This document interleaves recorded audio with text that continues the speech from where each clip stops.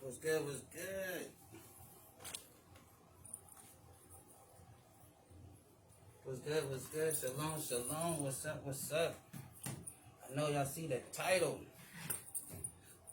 We don't do July 4th no more. We do August 5th, right? And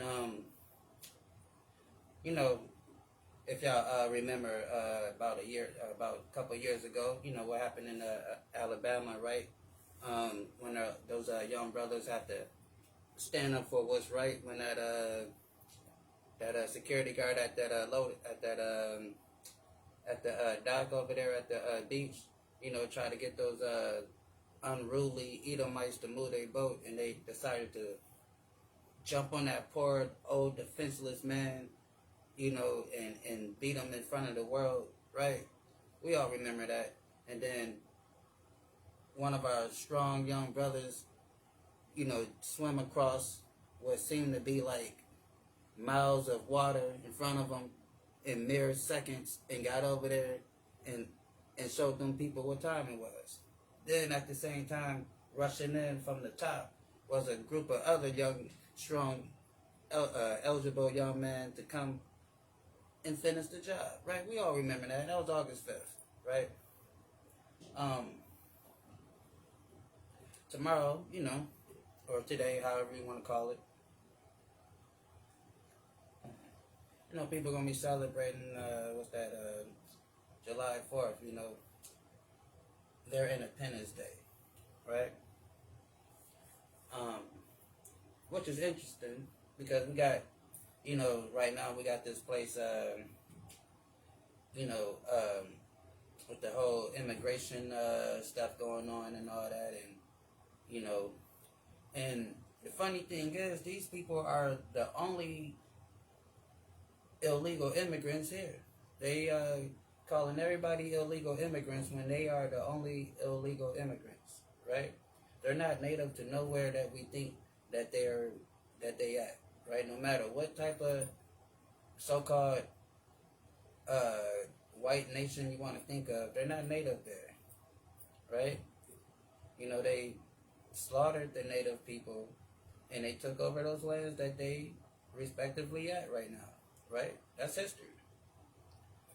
Speaking of history, we're going to get into a little history, right? Because a lot of our people is going to open up the little barbecue grill tomorrow, throw some burgers on the grill, throw some ribs, all that stuff.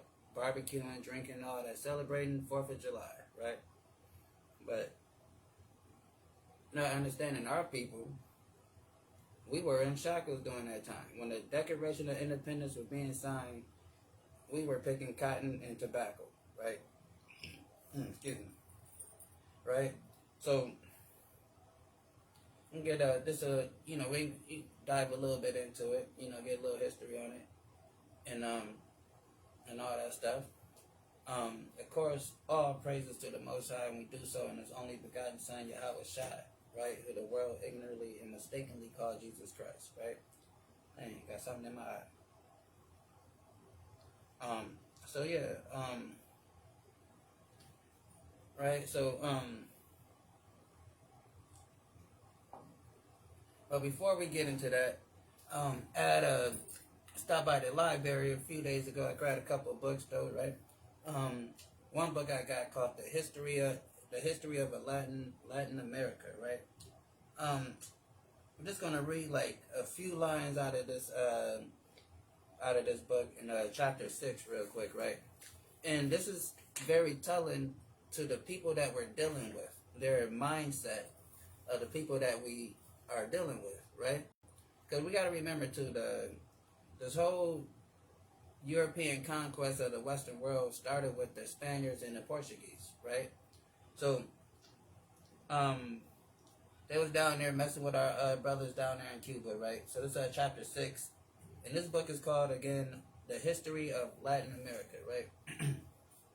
So I'm gonna like I said, I'm just gonna read a few lines, right?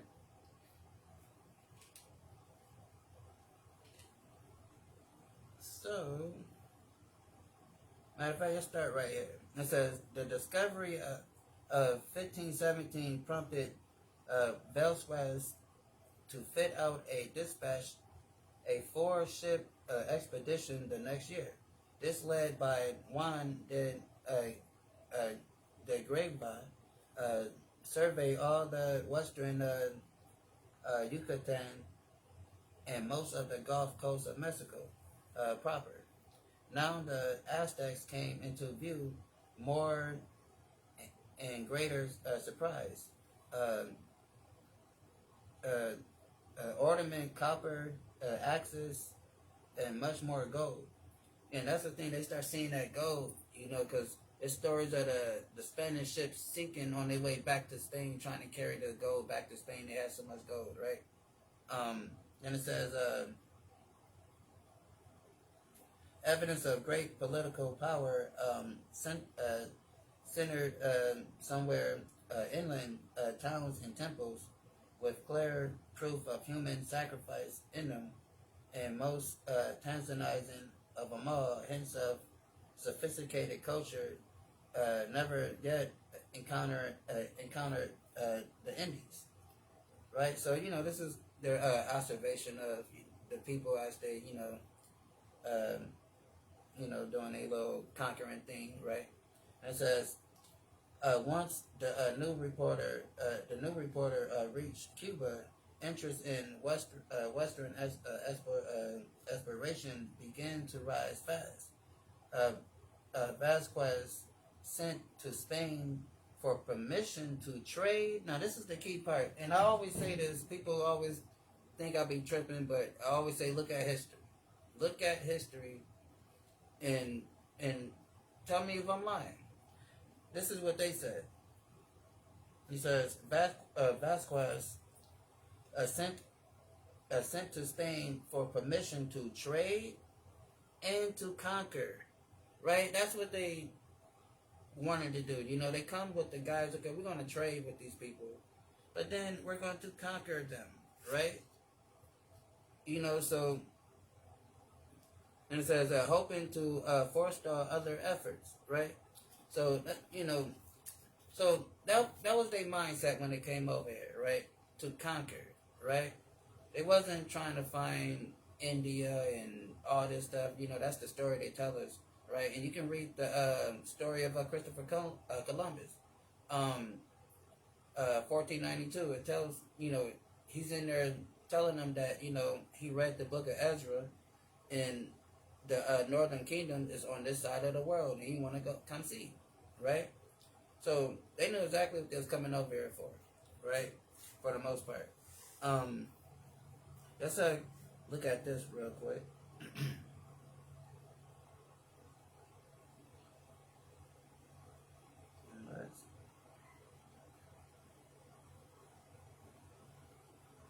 All right.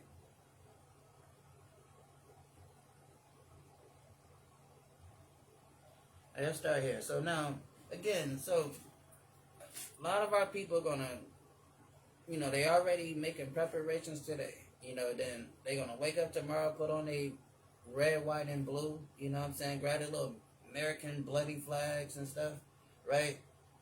and they're gonna celebrate. They're gonna go to the beach, to the lake, watch the fireworks, and do all that stuff, right? But our ancestors was not free during that time. Our ancestors were running scared and picking cotton. That's what they was doing, right? Um, this a Wikipedia article, right? It says in us because what was it? The Revolution War happened in 1776, right? 1774 or something like that. It probably started, and then I think they actually ratified the Constitution in 1788, right? So during that time, your black ass was still in slavery picking cotton. We wasn't barbecuing. We wasn't lighting fireworks. We was dodging bullets, right? Especially if you read the lyrics to the second verse of the national anthem, right?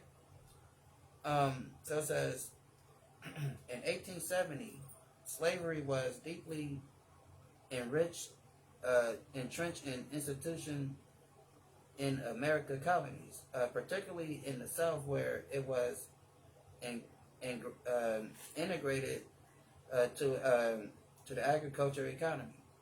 While northern colonies also enslaved had an enslaved population, they were generally smaller, and slavery played less significant roles in their economy.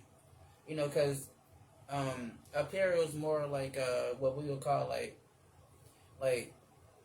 uh, basically like just what we would think of like common jobs and stuff today. What Donald Trump called black jobs, right? In the North, because they had slavery up north too. Because the common, like they said, the common misunderstanding is they didn't, but it wasn't like field work because they didn't have like cotton fields and tobacco fields and stuff like that. But they had other things that they had them do. Then it says, and sure you can see about in New York where they built the trade center stuff at the graveyard that they found where the slaves that were buried there. That's New York, right? That's not the South. And when they dig up, when they found the bones, they found like lesions and all different type of abrasions and different, unnatural, bend to the bones from hard labor and stress on the bones, right? Because they were being literally worked to death, right? And this is, that grave, that New York stuff. I think that's around 1770 circa, right? So it says a decade was marked with growing tension between colonies in Britain and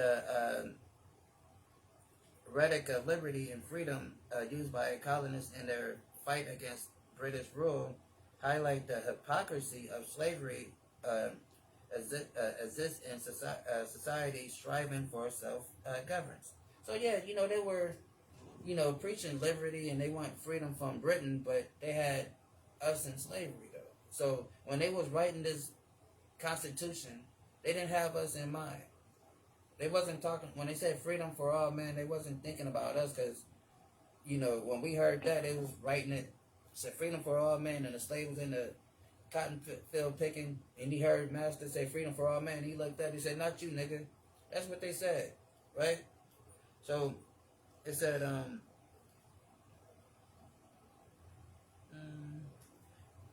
it says slavery was heavily concentrated in southern colonies, where it was essential for labor intensive cultivation of crops like tobacco, rice, and indigo. In the northern colonies, slavery was less prevalent, with enslaved people working various industries and domestic servants. So yeah, like I said, they had more what we'll call common jobs, versus doing field work and all that, farming type stuff, like what was going on in the South, right?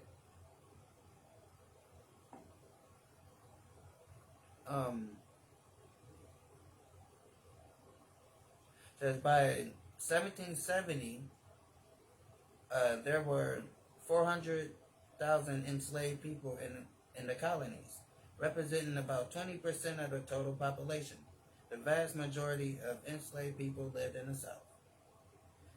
The South, in the South, the plantation system relied heavily on enslaved labor, with planters holding large numbers of enslaved people to cultivate cash crops. This system contributed significantly to the colonial economics and shaped the social structure of the South, right? And that's how they end up building Wall Street, right? That's how they end up, creating, getting this American dollar rolling, right? Off of our black bodies, right? And it says,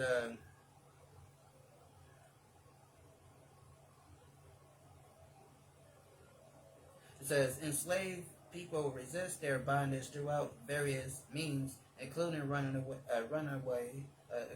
away, sabotage, and revolts. The Boston Massacre in 1770, where Crispus Attucks, a escaped slave, was killed, highlighted, he was the first technically casualty of the Civil War, they say, right? So even during the time of them, of the Revolutionary War, I said Civil War. So even during the time of the 1770s, when they were in that decade of the Declaration of Independence being signed, we were revolting, running away, fighting for freedom, our own freedom, right? We wasn't worrying about their freedom from Britain, right? But tomorrow, millions of us is going to be celebrating their freedom from Britain when we still haven't got our own free. Like that movie said, give us free. We still here in America, right? When that stuff happened to those people over there in Germany, they got them out of there, by any means necessary, even if they had to steal a country. But they got them out of there, right? So give us free. And it says, so it's Thomas Jefferson, right? Who's a slave owner and a forefounder. Let's see what he had to say. Because I was trying to find they be hating on some of these when you be trying to research certain things, because this not the quote entirely, because he actually say that call us God's people, right? But anyway, it says this is so true that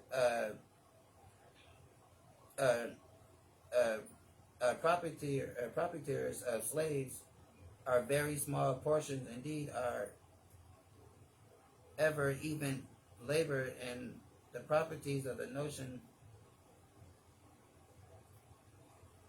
It says a small portion indeed are even seen to labor, and can the liberties of a nation through secure can the liberties of a nation be thought secure when we have removed their own firm bias and convictions in the mind of the people that liberties are the gift of God, right? So that's what he's saying. Like, yeah, liberty is a gift of God, and it says that they are not to be violated, but with his wrath. So he's saying, like, look, we are basically running a hypocritic society, right?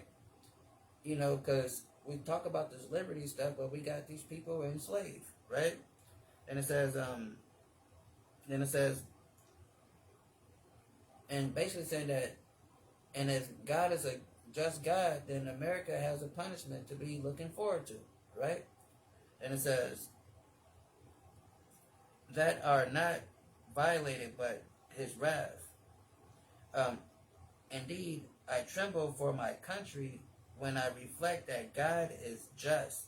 So Thomas Jefferson, devil ass is like, I shudder to think the future of my country, if God is just, right? And we do serve a just God. And if you don't think that God is going to pay these people back for what they have done for the last 500 years and plus, then maybe you don't serve the God of the Bible. Maybe you serve some other God, right? But we do serve a just God. And this devil knew it, right? And he said, indeed, I tremble for my country when I reflect that God is just, that his justice cannot sleep forever.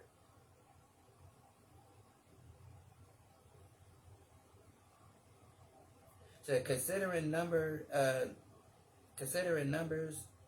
nature, and the nature means only a revolution of the will of fortune, exchange of a situation. So he's talking about, like that movie with Eddie Murphy, changing places, right?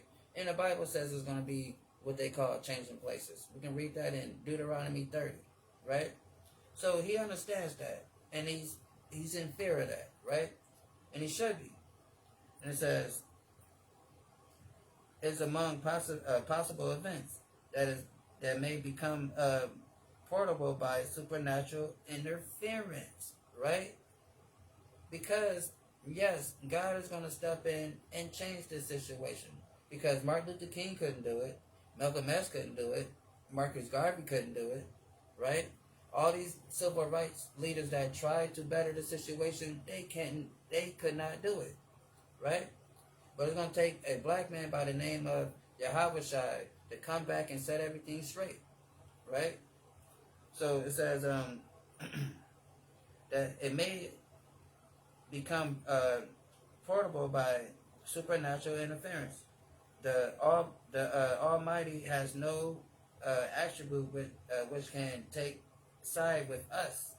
So he's like, God is righteous, and God has no attribute in him that can take side with America. He knows this, right? This is what the forefathers are saying about their own place that they stole, right? Then it says the Almighty has no attribute which can take side with us in such a contest. So they know how wrong they are as a people. You think, they go to church, right? They call themselves Christians, supposed to be a Christian nation. They know how wrong they are, right? But they don't care, right? They're more concerned with power. Like we just read in this book, that once they saw all that gold and stuff, he asked permission, can we conquer these people, right? Then it says, following the Declaration of Independence, the lives of enslaved people in the newly formed United States remain largely unchanged. So they signed the Declaration of Independence, right? All men are created equal, right? They did all that, right? But what it say? The lives of enslaved people in the newly formed United States remain largely unchanged, despite the document rhetoric of liberty and equality.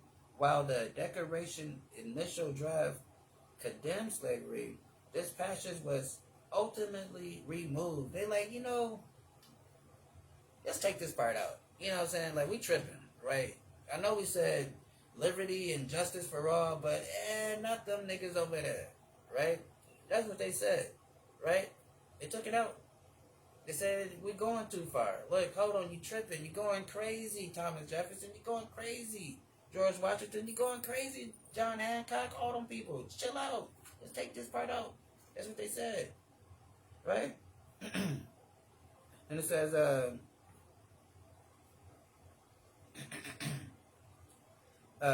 leaving a legacy of hypocrisy and systematic inequality.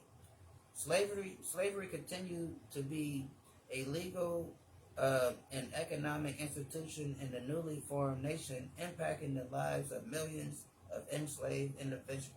Right? That's what happened. That's what they did. Says the U.S. Constitution, ratified in 1788, technically acknowledged slavery through provisions like 3/5 compromise. So it's on their books to this date. To this date, we still label as three-fifths of a human being. And you wonder why they treat us the way they treat us, because on their law books, it's still there.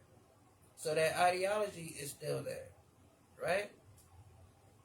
And it says, was counted enslaved people as three-fifths of a person for representation in Congress. This compromise solidified the potential power of slaveholding states, while including also highlighting the inherent contradiction in the nation founding documents. You think they care? These people are a walking contradiction, right? That's all they do is contradict, right? The Bible says never trust thy enemy, right? But we do, because they like to, they smile and they come off so nice, right? And it says, many of the founding fathers, including Thomas Jefferson, owned slaves themselves, despite their ideas of liberty and equality. This hypocrisy underscored the tension between nation founding principles and the reality of slavery, right? So this whole nation is a nation of hypocrites, right? That's, it say one thing and do another. We can ask the Native Americans, right? How many treaties the U.S. government broke with the Native Americans? Just take a wild guess. All of them. That's how many they broke. All of them. Every single last one of them. They broke them. That's what they did, right? And check this out. And, people might, somebody might say, they'll see this and they say, well, if you don't like America, then you can get out. Why don't you go back to Africa? Right? That's what they'll tell us. Go back to Africa. If you don't like America, get out, right? And check this out. 2016, when Donald Trump rode his orange ass down that escalator, his orange red ass down that escalator, he said he wanted to make America great again. Donald Trump said he didn't like America. America was not great. That's what he said. Did y'all say, Donald Trump, if you don't like America, why don't you get out? They didn't tell Donald Trump to get out when he said America is the worst in every statistical category, and we're failing. America is bad in this, bad, that. Nobody told Donald Trump, well, if you don't like America, you can get out. They didn't say that to Donald Trump. They didn't say that, right? But let your black butt say, America this, America that. Well, you don't like America, you can get out. That's what they'll tell us, right? So nobody told anytime white people are allowed to complain about America and talk about how bad America is, and nobody tells them to get out, right? But let us say anything about America,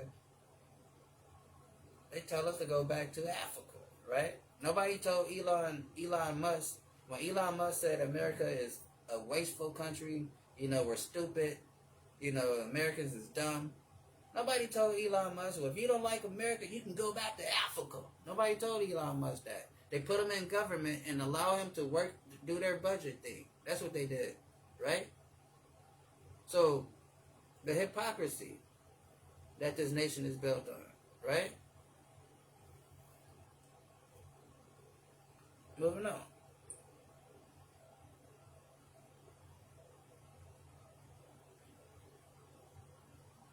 And it says,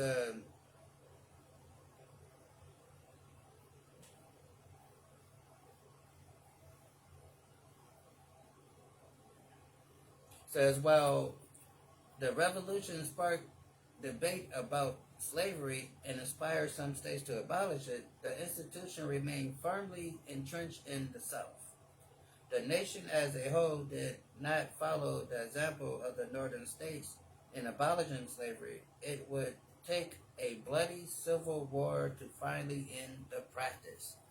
Right? And these are the people that we're dealing with. These people will put their life on the line for what they believe in. You want to march and sing and dance and hope, right? These people go fight and kill when they believe something that much, right? And then you wonder why things haven't changed. You wonder why in 2025 we're still talking about hands up, don't shoot, right? All that stuff, right? Still marching in the streets for justice because we don't really want justice. We want them to treat us nicely. That's what we want. We don't want them to suffer the consequences of what they did to us. We just want them to stop and just all, like Rodney King said, just all get along. That's what we want, right? But them, on the other hand, they want war. That's all they want is war. They fight. That's what they do. They fight. And if they feel like they're going to lose this whole thing, they will burn this whole thing down. That's what they would do. And if you don't believe it, look at January 6th, what they did. Right? And we're reading about right here what they did. They fought against the British because they got tired of them. Right? And then we just read, for them to even stop the institution of slavery, not their inherent racism that they currently have, but to even stop, actively putting people enslaved, you have to kill somebody to get them to stop. Let me say it right. You have to unalive somebody to get them to stop. And it was called a civil war, right? This is what we're dealing with. They are like the Terminator. They don't stop. They won't stop. Matter of fact, they like Diddy. That's what it sound more like. They don't stop and they won't stop. They can't stop, right? That's all they do. Then it says, because like I said, these people are murderers, right? By nature, right? Because God created them that way. And a lot of people say, well, God created everybody. God loves everybody. But you can't prove that in the Bible. That's your false ideology that they call Christianity, which is not proven in the Bible. Right? Just see what the Bible says about these people, right? Let's get Genesis 25 real quick.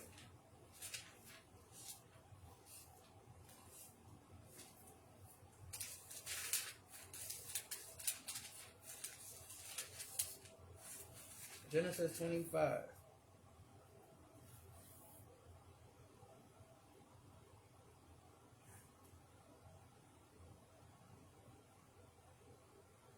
So it says, no.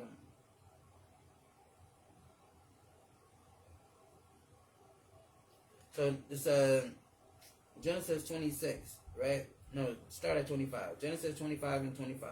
And it says, and the first came out red all over, like a hairy garment.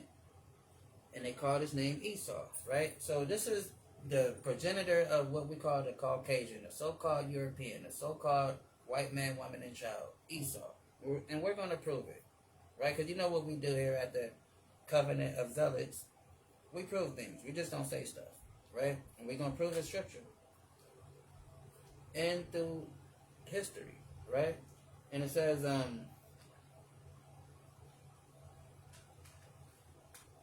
and they called his name, and they called his name Esau. And Esau in Hebrew means he's wasted, or he wasted away, right? Or in modern days, we'll say he ain't shit, right? So that's the name Jacob gave him, right? Because when he came out, he had no pigment in his skin. He was Caucasian. He was white when he came out, right? So wasted away. Then it says, and after came out his brother, after came his brother out, and his hand took hold of Esau Hill, and his name was called Jacob. So now you notice they didn't describe his appearance because he looks like everyone else. Esau was an anomaly to them, right? Because you gotta understand, predominantly the world is brown, light to dark brown people. people, right? Esau, the Edomites are the only fair-skinned white people on the planet, right? So it was a anomaly when he came. That's why. So when it says, and the first came out red all over like a hairy garment, and they called his name Esau. It wasn't like, oh, I'm gonna name him Esau. Oh, look at the baby, I'm gonna name him Esau. It was like, Esau, right? It was a shock to him because Esau means he wasted or he wasted away, right? So, and it says. And it says the first came out red. And we know if you're from the South, we know we call them rednecks in the South. Well, they call themselves rednecks in the South, right? And, you know, a lot of people will say, okay, like a hairy garment. And they say, because, you know, white people are naturally hairy. But in this instance right here, it's not saying that he was red and hairy. It's just saying that the redness of his body, the redness was all over his body. That's all it was saying. And if you ever see a newborn white baby, they are red. They are very red and pinkish, right? Then it says, and the boys,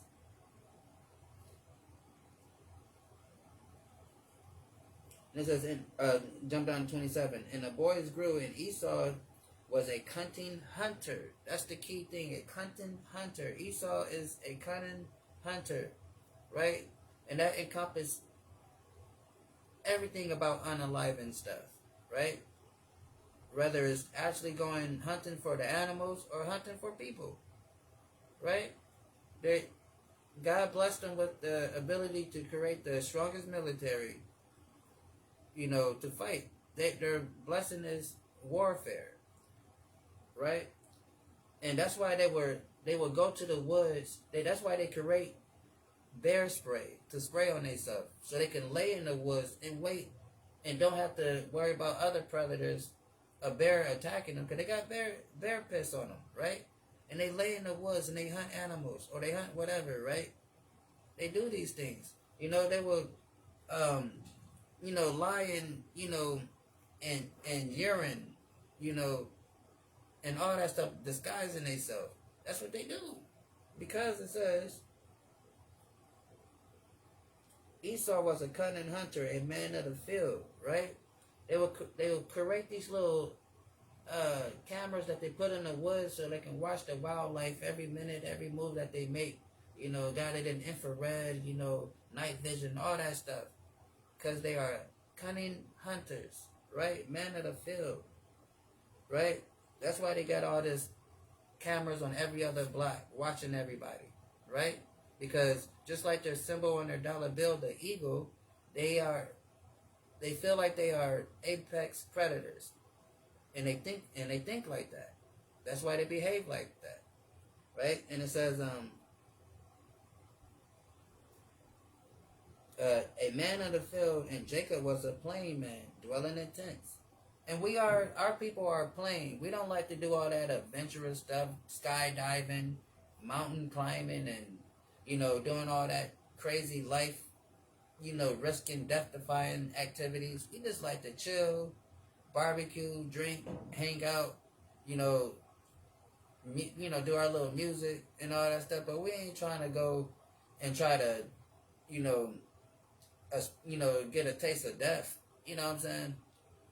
To feel alive, because they're dead inside. That's why they do that. They have no soul, like it tells you in Malachi.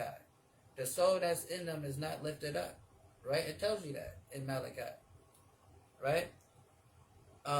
So that's why they do all these death-defying activities, so they can feel that adrenaline rush, so they can feel alive, because they're dead spiritually, right? Moving on.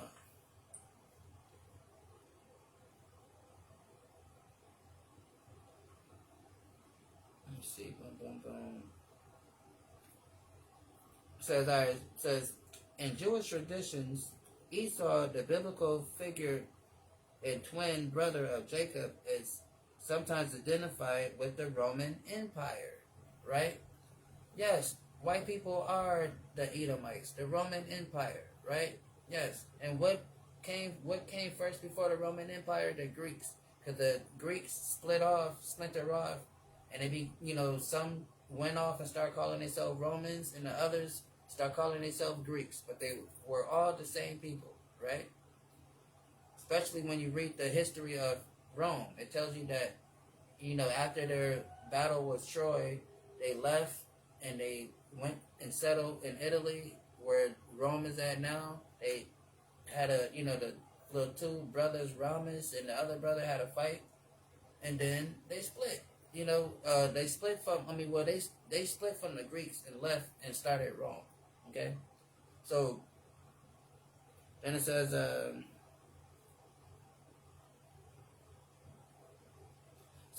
in Hebrew.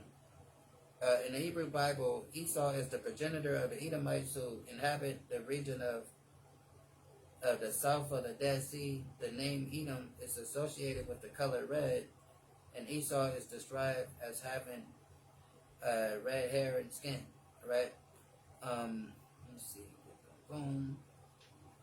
So get some little more context and history and understanding on these devils that we talking about. These people that gonna wake up tomorrow and have parades all over America celebrating their independence while our black and brown people are being forced out of the country, right? So let's see let's talk about these devils, right? So it says, this is from I guess you call him a modern day philosopher, right? Name is Daniel Wittenberg. White guy, right? So it's a white guy critiquing his people, right? His own people, right? So it says there are two factors that able white people to conquer non-white people around the world. The most important factor was superior military hardware, right? Like we just read over here that it says, and the boys grew, and Esau was a cunning hunter, a man of the field, right? So that is his blessing to be, a cunning hunter, right? Let's get more of this real quick.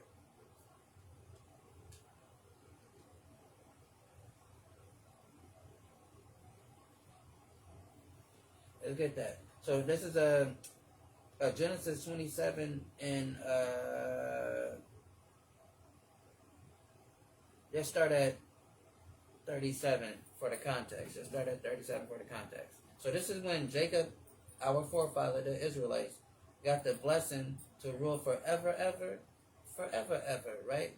And Esau, the so-called white man, so-called Caucasian, is getting their blessing and what they're going to be what they're going to be doing for the rest of their generation on the duration on this planet, right? So. So it says, and Isaac answered and said unto Esau, Behold, I have made him thy Lord, and all his brethren have I given him for servants, and corn and wine have I sustained him, and what I shall do unto thee, and what should I do unto thee, my son?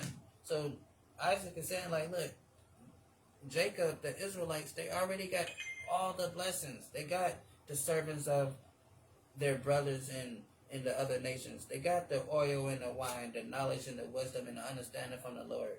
What else to say? And the corn and the wine, the wealth, and the wisdom, right? Then it says, and I have made him Lord of. It says, I have made him thy Lord. So, and we're supposed to be ruler over him, because when we go back to over here, back to Genesis 25, it says this. Let's start at 24. So this is our dear mother Rebecca, right? And she having like some having a bad pregnancy, right? Because she got these twins and she having like pains and stuff, right? So she went to go see a prophet of the Lord to see what's going on. And it says,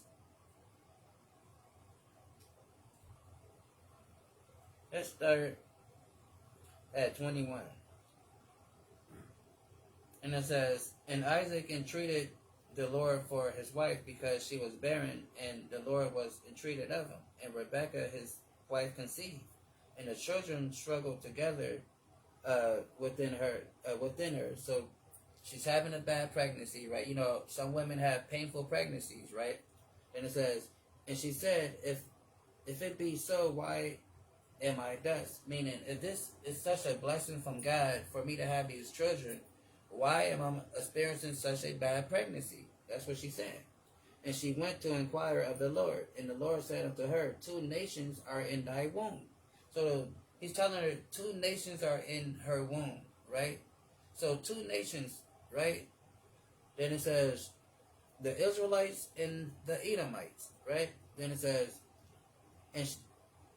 and 2 manner of people. So these 2 people, they're going to have 2 different polar opposite of how they are, you know, their mannerism, right? We like to be cool and relaxed. White people are not cool and relaxed. They're often considered lame and off tilt a little bit, right? No flavor, right? Then it says, 2 manners of people should be separated. So we're going to be separated, right? Like oil and water, oil and vinegar. We don't mix. That's why whenever we're around each other for a long, sustainable time, it's always a conflict, right? It's going to be something, right? Because we were never meant to be together, because it says,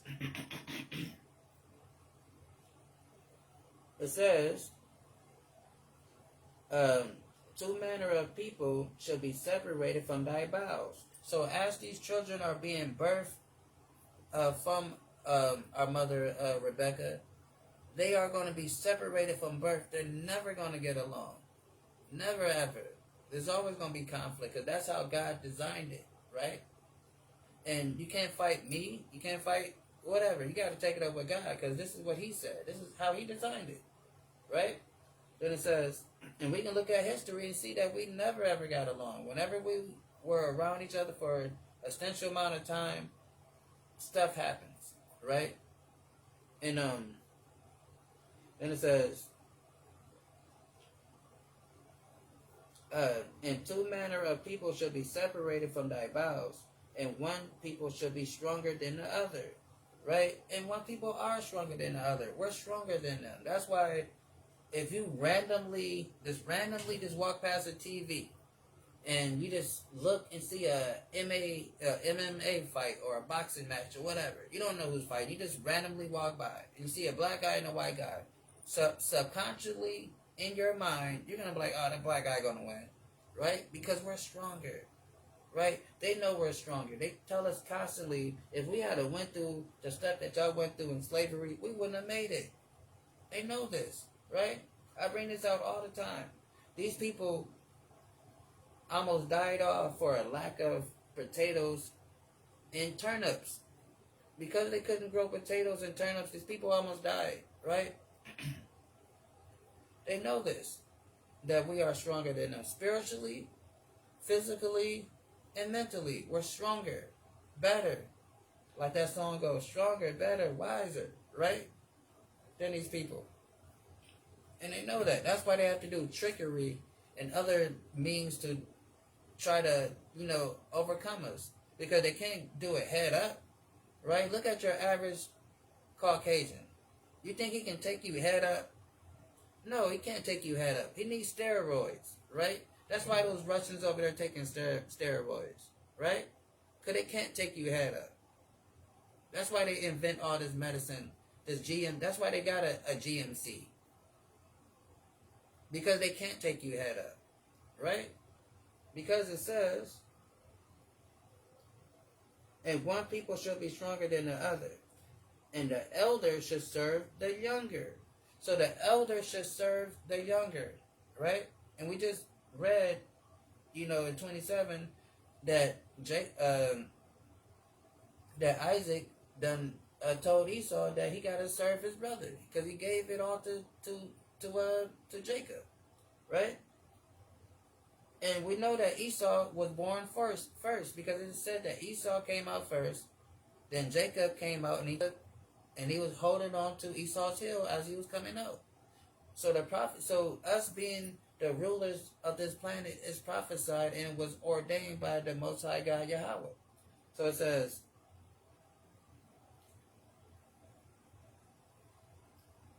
and the one people should be stronger than the other, and the elder should serve the younger, right? And we're stronger, right? And it says, and when her days to be delivered were fulfilled, behold, there were twins in her womb. And the first came out red all over like a hairy garment. And they called his name Esau, right? So that's what we dealing with, right? These people, right? Where we at? So, let's see, hold up.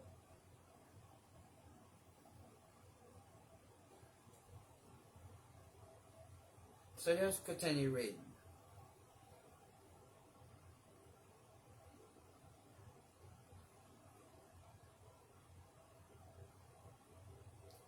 Alright, where was I? Boom, boom, boom. So it says, I'm going to start from the top. It says, and these are the two, boom, boom. Oh, yeah, okay. It says, and the second factor was the desire to conquer, right? These advantages had nothing to do with skin color, right? Because it's not. You know, like I say this all the time, it's not. They don't hate us because of our skin color. That's their excuse, or that's their, you know, marker to like point out, okay, those are the people over there. But it has nothing to do with that. It's their spirit. It's in their spirit to conquer, right? And we're gonna get it, right? Let's go back to it, right? Over here. It says, so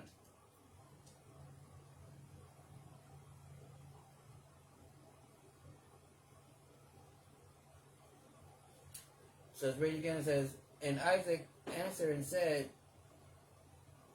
unto Esau, behold, I have made him thy lord, and his brethren I have given him for servants, and with corn and wine I have sustained him. And what should I do now unto thee, my son? And Esau said to his father, hast thou but one blessing? So now he's begging, right? Now this little devil is begging. Because, you know, white folks, they hate to miss out on something, right? They act like they don't, you know, they act like they don't want you around. But then if you're getting something, they want it, right? They hate to miss out on it. They're going to be right there, right? They want it. They want in. Like that movie, King of the New York, when Christopher Walken said, if a nickelback is sold, I want in. So he's like, what did he say with his bagging ass? What did he say? And Esau said unto his father, hast thou but one blessing for me, father? Father? Right? You have one blessing for me? Bless me also, even me also. Oh, father. Esau lifted his voice and wept, right? A little crybaby ass, right? The little white crocodile tears that they like to cry, right? You know how it go. You know, when they start crying, the whole world stop, right? You know, if a white woman start crying, the whole world is going to grab a tissue, right? So they start crying these crocodile tears that they like to cry. You know, they get on TV and they start crying and acting like they sorry and, you know, and all that. All along, they got like 50 bodies in their trunk, right? So, and Isaac his father answered and said unto him, behold, thy dwelling shall be the fatness of the earth, and the dew of heaven above, and by thy sword. How is he going to get all of this wealth and live on the greatest part of the earth? It says, by thy sword, his military might. He has the strongest military, like we just read over here. It said, the most important factor was superior military hardware. The second factor, right, okay, was military hardware. And it says, by thy sword shall thy live.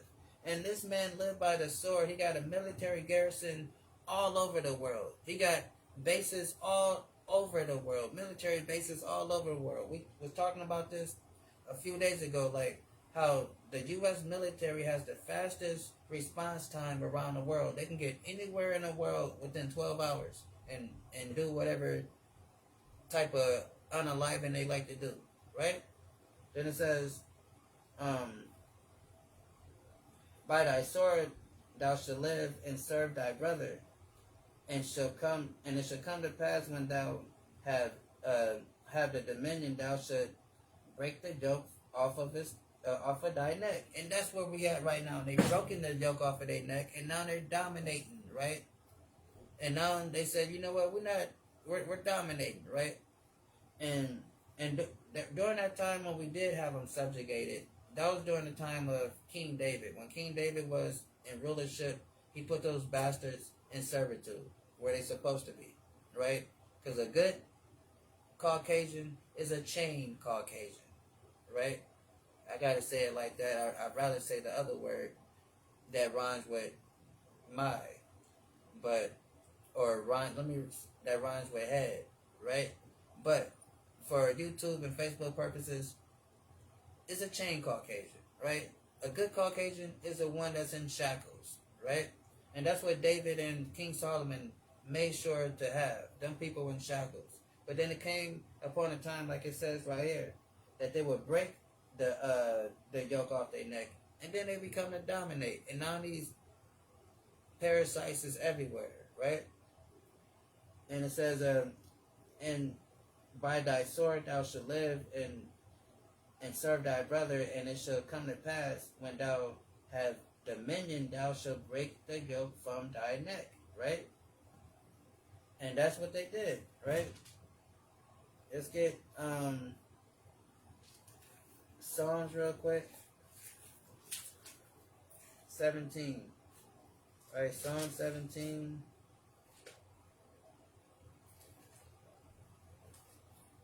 And 13, right? Psalm 17 and 13.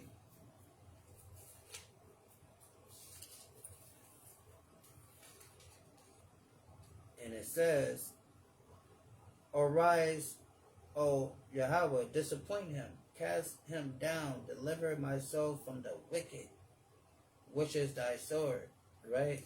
Because he is the wicked. It tells you in Job 9 and 24 that the white man, woman, and child is the wicked, right? And he also is the sword of the Lord. And then also his blessing is the sword, right? So God gave him the blessing of conquest, and then also God uses them to punish the world and punish the nations, right? That's why it says, that's why David is calling them the sword of the Lord, right? So yeah, let's continue on this. And it says,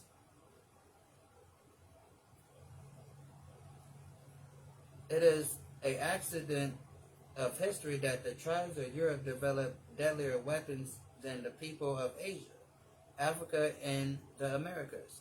Again, because we read it in the Bible, even though the guy that's, saying this, he's used the word accident, but we just read that God gave him the blessing of the sword, right? It says, by the sword you should live, right? And we already said that he was a hunting hunter, right? And we know all the different ways that he hunts, right? All the devices and inventions he create to make his killing more efficient, right? We know this, right? And it says, it may be due to the sheer number of tribes living in a relative small area who were competing with each other for military advantages. And that is true. If you look at the history of them people, they always fight. That's all they do is fight, right? You remember the movie 300? The Spartans? They fight. That's all they do is fight. They spent centuries fighting each other, practicing with each other, fighting and unaliving each other. And then one day somebody decided to build a boat and travel the world and say, well, let's go fight people over there too, right? So they always have this warlike nature, right? That's how they got Europe. A lot of people think that they're native to Europe. They're not native to Europe. They got Europe when they took out the original Etruscans and the original Greeks and the original Romans and the original, you know, uh, uh, Minoans and all them people that was up there, the dark skinned people, right? Then after they killed them, unalived them, they took their identity and they assumed their culture and customs and start calling themselves Greeks and Romans and everything else, right? That's what they did, and that's what they do. Like they came here, they killed, they unalived 80 million Native Americans, and they start calling themselves Native American. They start calling themselves American. They even had it so you can pay $5 and become a Native American. They call it the $5 Indian, right? That's what they did, right? So it says,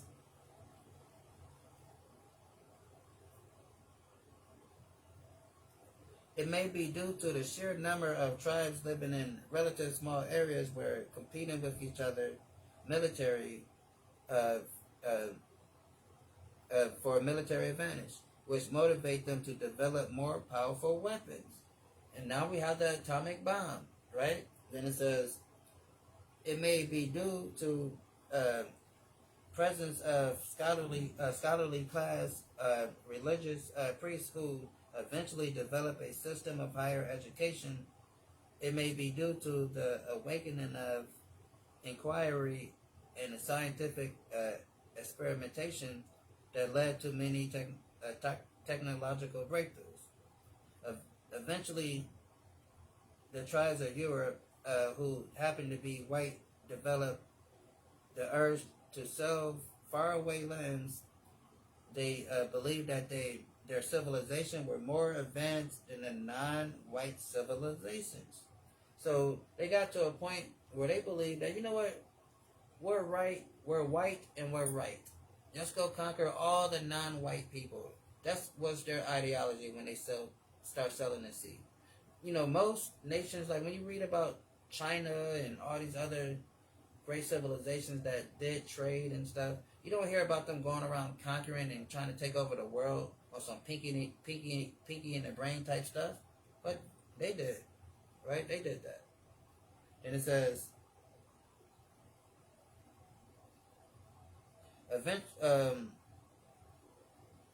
they decided that rather than simply trade with people who live across the sea, they would use their deadly technology to take what they wanted from the non-white people, right? And we read in this book, in the history of Latin America, when these bastards came over and they saw how much gold they had over there in Mexico, he wrote back and said, hey, can we conquer these people, right? That's what he asked. He like, you know, so it's in their nature. This is what they think about. They don't go, when I say they don't go anywhere with the idea of peace, history is telling you that they don't go anywhere with the idea of peace. So I'm not making stuff up. I'm not just saying anything out of any type of disdain. I'm speaking from history, right? It's not no personal opinion.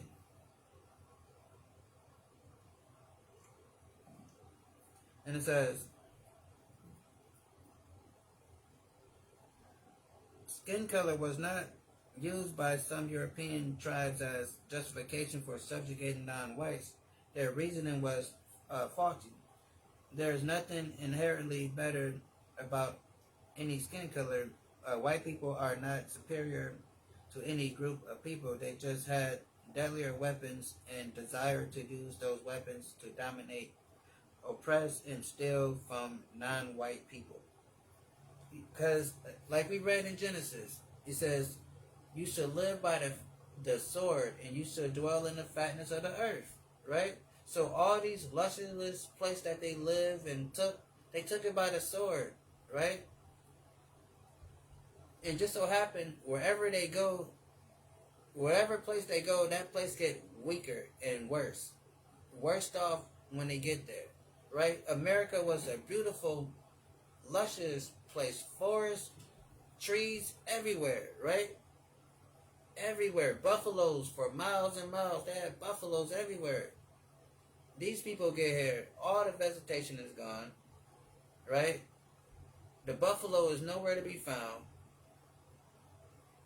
They kill and slaughter everything, and they drain the resource. They like that movie. They like the aliens from that movie Independence Day, the good one, the one with Will Smith in it. They like the aliens from there, right? They go to planet, they drain the resources and all that stuff. That's what they do. They go to country, continent to continent, draining the resources, right? That's why they always want to assimilate with you. That's why, like, hey, how come we can't join with you? How come, hey, how come, I'm not like the rest of them, right? But the Bible says never trust your enemy, although they come humbling themselves. But, but beware of them. That's what it says. We have to watch these people. Right? And it says,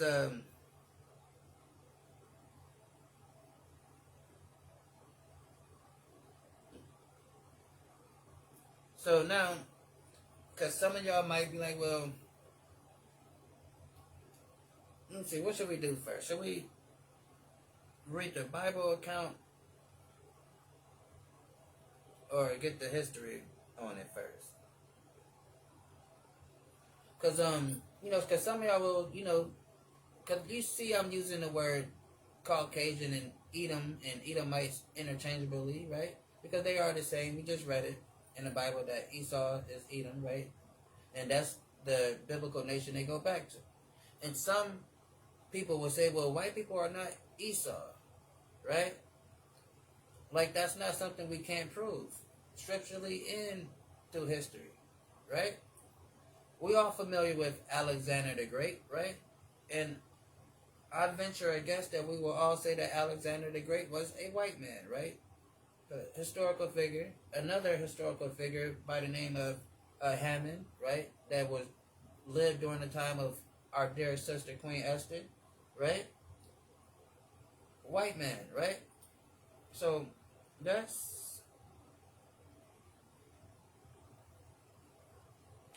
where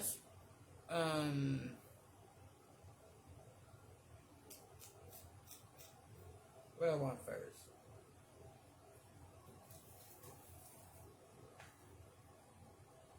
Let's read this first. We can read this first. It says, from Hammond to Alexander, the Agonite connection to Mystery Babylon, right? So Agonite is a son of Esau, right? Because Esau, let's get this part then first, right? So it would all make sense when we read it. So let's go to the children of Esau, right? Because we all, like I said, how we come from Jacob, they come from Esau, right?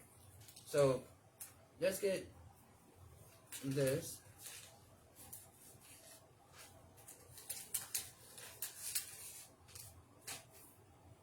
So it says now, this is Genesis 36, right? Start at the top. It says, and now these are the generations of Esau, who is Edom, right?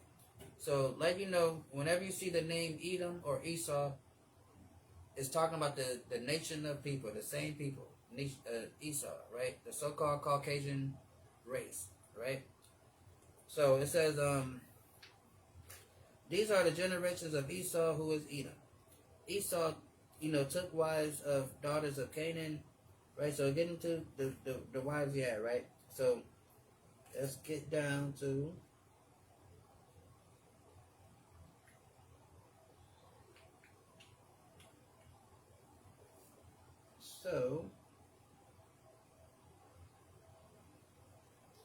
let's see, boom, boom, boom, Esau. All right, start right here. So it says, and these are the names, and these are the generations of Esau, the father of the Edomites in Mount Seir, because they lived in Mount Seir first before these people moved to another set of mountains, which is known as the Caucasus Mountains, right? The Caucasus Mountains of Russia, Georgia. But before that, they were in Mount Seir, right? And so it says, these are the names of Esau's sons. Eliphaz, the son of Adah, the wife of Esau. Ruel, the son of Basemath, the wife of Esau. the son of Eliphaz were Teman. The son of the sons uh, the sons of Eliphaz were Teman, right? Teman, right? Teman. That's the line that Alexander and Hammond and them come from. And we know that Alexander is a white man, right? So Teman and who else we got? It says and the sons of Eliphaz were Teman, Omar, Zepho, Gotham, and Kenzaz. And Teman was concubine to Eliphaz, Esau's son, and she bare Eliphaz Amalek. And these were the sons of Adah, Esau's wife. There's another name I was looking for.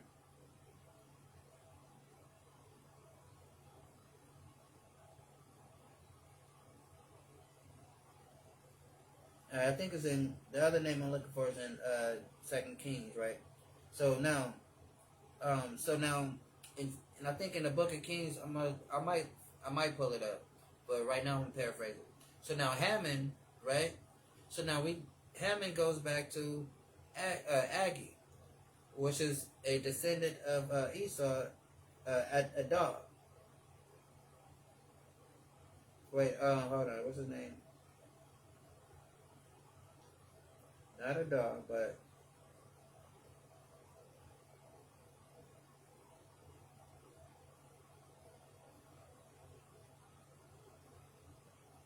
hold on. Hold on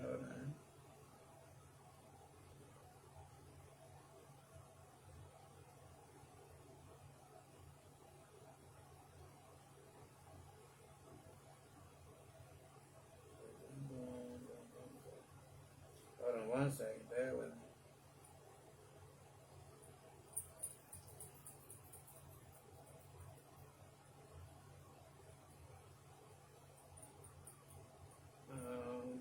Hold on. Alright, but no, we'll come to it though. We ain't done with it. But alright,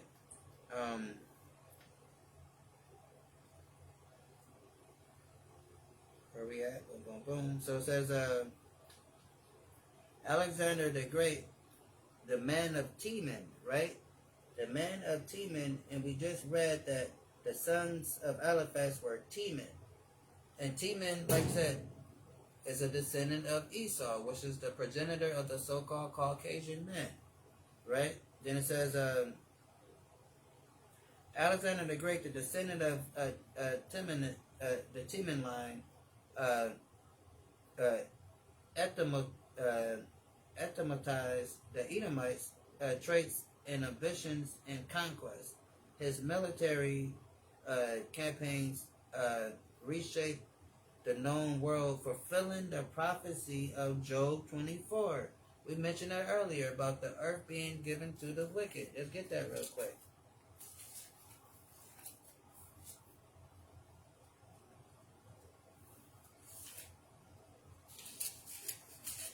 So Job 9:24 says, the earth is given into the hand of the wicked.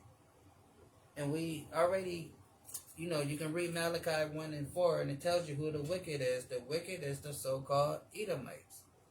And we just read in Psalms that David called the wicked the sword of the Lord. And we just read that Esau, blessing was his military might, his military prowess, right? His military prowess. So it says, the earth is given into the hand of the wicked. He covered the faces of the judges. Meaning, he took down the rulers of Israel, right? Our people, the Israelites, because we are the judges, right? You can read about us being the judges, right? And then he set himself up as being the top judge of, and, the ruler of the earth. By giving you images of white Jesus, making Moses look white, and propagating white supremacy throughout the earth, right? With their ideology. It says, the earth is given into the hand of the wicked. He covered the faces of the judges because we are the judges. He hidden us to the world to the point that the world don't look at us as the Israelites, they look at us as a bunch of niggas and spicks, right? That's what they look at us as. But it says, the earth is given to the hands of the wicked. He covered the faces of the judges thereof. If not, where and who is he? So the Bible saying if these people are not the wicked and not propagating all this evil on earth, then who is, right? Who could be? Who could be? Who could it be? They're the ones that's pushing policy globally for, for this stuff, right? And it says Alexander's conquests were not merely territorial; they were spiritual. They were spiritual. He sought to unify his empire through the amalgamation of religious traditions, declaring himself the son of Zeus, Ammon, and embracing local deities like Melkart and Phoenician equivalent of Hercules. This Sinatric approach mirrors the Edomite tendency to absorb and dominate. And that's what they do. They absorb and dominate. They came over to America. Oh, we're lost. We're hungry. We don't know where we are. We were looking for some Indians with red dots on their head. Can you help us, please? Get to the winter. It's cold out here. It's freezing on this boat. Please let us in. Like that movie, Sinners, right? With Michael B. Jordan, the little vampires, right? That's what they are. They're like vampires. Begging and just waiting to be invited in when they came in. Then our dear brothers, the Native Americans, God bless their soul, God bless their heart, they was nice to them. And they said, okay, we'll teach you how to survive in this harsh land over here that you never been to. And what do? They gave them smallpox. They gave them diseases. They gave them the gun. Right? That's what they gave them. Bloodshed. Death and murder. That's what they did. Right? That's how they repaid them. That's how they repaid somebody that basically took them in being lost, hungry, and on the verge of death. That's how they repaid them. Right? And it says, that's it. So, that's it on that. So, that's what they do. They dominate off of this oppression because the Bible says that they will. It says that, let's read it one more time.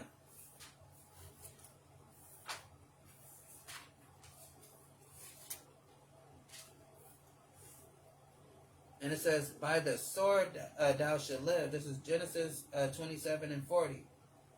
And by thy sword thou shalt live. And that's how they live. That's why they built their military up so strong. That's why in this article we read, it talks about how they were able to conquer other nations because they spent time advancing their military technology and fighting each other. And then once they got, then they decided to go around the world and do the same thing and conquer and dominate. Because the Bible calls Europe the bottomless pit, right? I know in Christianity they teach the bottomless pit like it's some place where Satan is locked up at and being held and all that stuff, right? No, the bottomless pit is Europe because they have no natural resources like that. So that's why they have to go subjugate countries in Africa for their natural resources. They have to subjugate our Caribbean brothers in the Caribbean, our Haitian and Jamaican and Barbados and etc. down there, right? They have to do those things because in Europe they have no diamonds, they have no gold, they have no oil and other natural resources to sustain themselves. So they have to take, right? So, and these people go around the world taking, and then they want to have the caucasity, not the audacity, but the caucasity to call somebody illegal, right? And then they're going to celebrate 4th of July, their so-called independence from Britain, but then we still stuck here, right? And they tell us, if you don't like it, you can get out. right? That's what they tell us. Let's get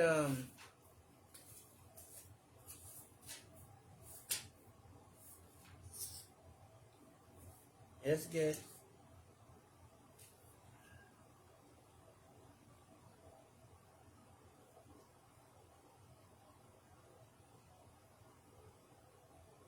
let's get Ezekiel 36, right? And 5, right? Says, therefore, thus said the Lord Yahweh power, surely my fire of my jealousy I have spoken against the residue of the heathens, right? Because God is mad with these other nations, right? And he's mad with a Pacific, and he's even more mad with a Pacific nation, right? Called the Edomites. And it says, surely in my fury of my jealousy I have spoken against the residue of the heathen and against all of Idumea, right? Idumea is the Greek way of saying Edom, right? The Greek Latin way of saying Edom, which have appointed my land into their possession. So again, here these little sticky finger people going around stealing stuff again, taking the Lord's land, what we call Israel today. And what they do, they appointed it to their possession. They calling it theirs. And what do? They appointed my land into their possession with joy in their hearts, with despiteful minds to cast out for a prey. Right? So they're robbing the land, they're stealing it, they're making money off the land of God's people. And they're not God's people, right? Then it says, prophesy therefore concerning the land of Israel, and say unto the mountains of the hills and the rivers and the valleys, thus said the Lord God, behold, I have spoken in my jealousy, in my fury, because ye have borne the shame of the heathen, right? So, meaning God is saying, the long as you people is in my land, I'm going to punish you. I'm going to give you war. It's never going to be peace to the Middle East because you people are over there, right?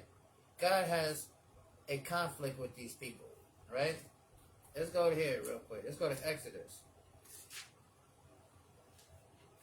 17. Let's go to Exodus 17 and just start at 15, right? So it says, and Moses built an altar and called the name Yahweh Naseh, which means Yahweh is my banner, or Yahweh is my flag, right? America got their little flag, right? Their little 13 stripes, 50 stars, right? But our banner is Yahweh, the Most High God, power. That's who our banner is. That's who we ride for, right? And that's who ride for us, Yahweh, right? And what it says, for he said, because the Lord have a sworn that Yahweh will have war with Amalek from generation to generation, right? Who is Amalek? Amalek is the so-called guy with the curly stuff hanging from the side of his head and the saucer sitting on top. That's Amalek, right? Also known as a descendant of Esau, a.k.a. Caucasian. And God said, what? For he said, because the Lord sworn that the Lord would have war with Amalek from generation to generation. Because God hates those people, right? He hates them. That's why they are the most hideous looking people. I'm talking about the people with, collectively, yes, we're talking about them. But I'm zeroing in on a specific group of those people. The one with the curly stuff hanging from the side. They got the little coasters sitting on top of their head. The little saucers. Little saucers and stuff they got sitting on the top of their head. You know what the little stuff they put on top of the head? You remember you go to your grandma's house, she make you a little sandwich and put it on a little saucer. That's what they got on their head, right? Them people. It's Amalek, biblically speaking, right? And so it says, for he said, I will have war with Amalek from generation to generation, right? Let's get Deuteronomy 26 real quick. So God don't mess with them people over there, right?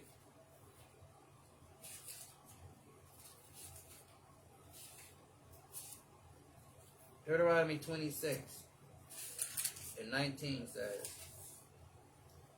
therefore it shall be when Yahweh thy God have given thee rest from all thy enemies around about in the land which Yahweh thy power given thee for an inheritance to possess. It shall so when God finally set us up in this land, right? And giving us our rest and letting us chill. We ain't gonna have to worry about waking up tomorrow and work and all the stress of this world. No more. Right? When that day comes. It says that thou, who's the thou? The Israelites, the so-called Black, Hispanic, and Native American people, right? Thou shall blot out. What is blot out?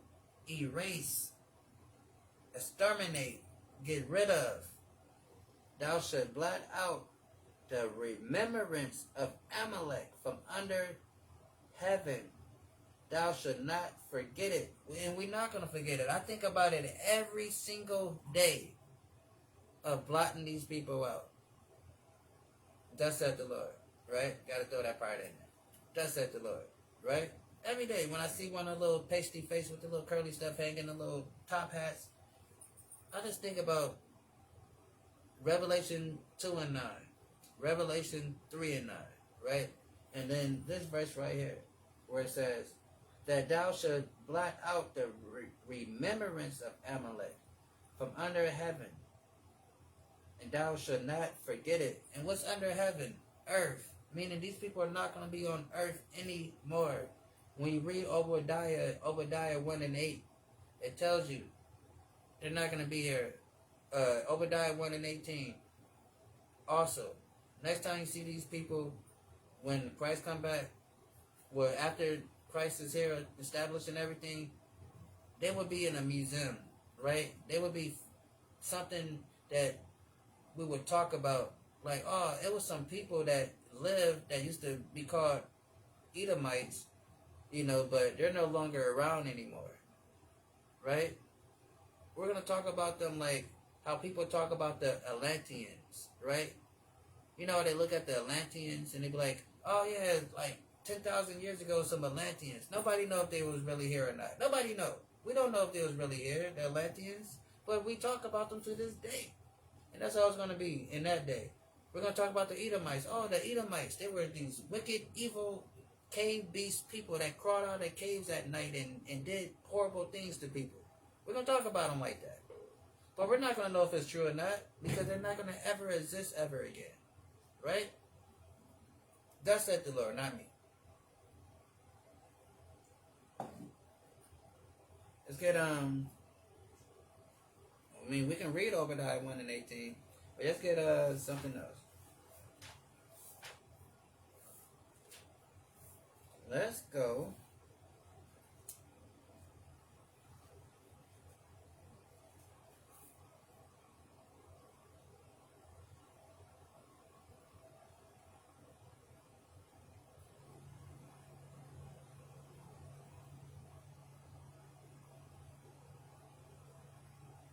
Let's see, hold on.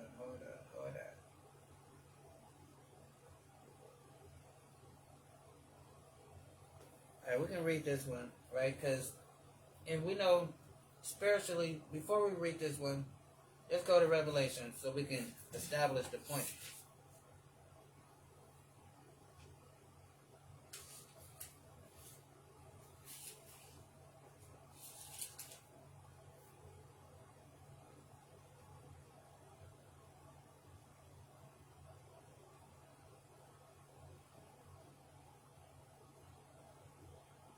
So now it's Revelation 11 and 8, right? Because we got to understand, like, America is mentioned several times throughout the Bible. It don't say America. It calls it Mystery Babylon. It call it the daughter of Babylon. It calls it Sodom and Egypt spiritually, which we about to read right here. So it says in their Revelation 11 and 8 says, and their dead bodies should lie in the streets of the great city. And how did our dead bodies lie in this great city? Through slavery, through their oppressive tactics that they put on us in this land that we've been in, right? Then it says, was spiritually called Sodom in Egypt. This place is spiritually called Sodom in Egypt. Cause look at the laws that they passed, right? Especially during the term of Obama, right? The laws that were being passed. This is Sodom in Egypt. And if you're familiar with what was going on in Sodom, then you know what I mean. Then if you're familiar with what was going on in Egypt, then you know what I mean. Slavery was going on in Egypt. We were enslaved in Egypt. So we were also enslaved in America. Then just like Sodom had immoral laws and immoral way of life, America pushes immoral laws and immoral way of life, right? So that's why the Bible is likening this place to a spiritual Sodom and Gomorrah. Sodom and Egypt. It says, and their dead bodies shall lie in the streets of that great city, which is spiritually, that's the key part, spiritually. Because America carries that spirit of Sodom. That's why it's something called the LGBTQ and all that stuff, right? And it carries the spirit of Egypt. That's why America has the legacy of slavery and oppression, right? Then it says, which is spiritually called Sodom and Egypt, where also the Lord was crucified, right? So what does that mean? Also where the Lord was crucified, because the Israelites is the body of Christ, right? So, and we, if you were with us the other day, we read where it says that the Israelites is the apple of the Most High eye. So it says if anyone that hurts us is like hurting the Most High. So whenever we get killed unjustly in America, the oppression that we suffer in America, right? Everything that happened to us for the last 500 years, that is the equivalent to re-crucifying Jesus again. Just like when we read in the New Testament when Paul was on his way to Damascus and Jesus showed up. It was like, hey, yo, what are you doing? You about to go kill a whole bunch of Israelites. Like, you crucifying me all over again, right? But, of course, that was a vision that Paul was seeing, and Yahushua was already, dead and gone and resurrected at that point, right? So, the Israelites is the body of Christ. So, what happens to us is like happening to the body of Christ, right? So, that's why it says right here, where am I at? Boom, boom. Where also our, that's why I start off by saying, which spiritually is called Sodom and Egypt, comma, where also our Lord was crucified, right? So, that's what we're dealing with in this place, right? Let's get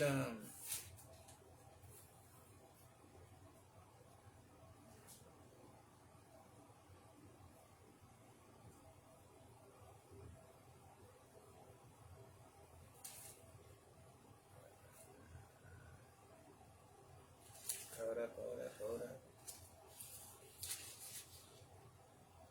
So it's Isaiah 19:1. It says, "The burden of Egypt, behold, the Lord rideth upon swift clouds, and came into Egypt, and the idols shall be moved, and his eyes."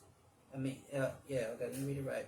The burden of Egypt, behold, the Lord rideth upon swift clouds, and shall come into Egypt, and the idols of Egypt shall be moved at his presence, and the heart of Egypt shall melt in the midst of it, right? And this Egypt is talking about, like we just explained, America, because this is Isaiah, right? And if you familiar with biblical chronologically,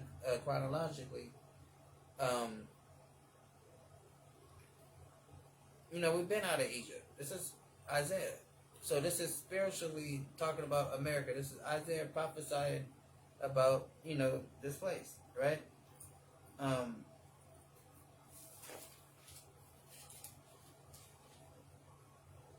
so this is Revelation 1 and 7.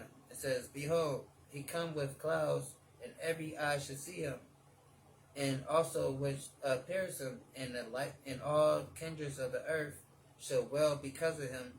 Uh, Even so, amen." Right. So, like I said, when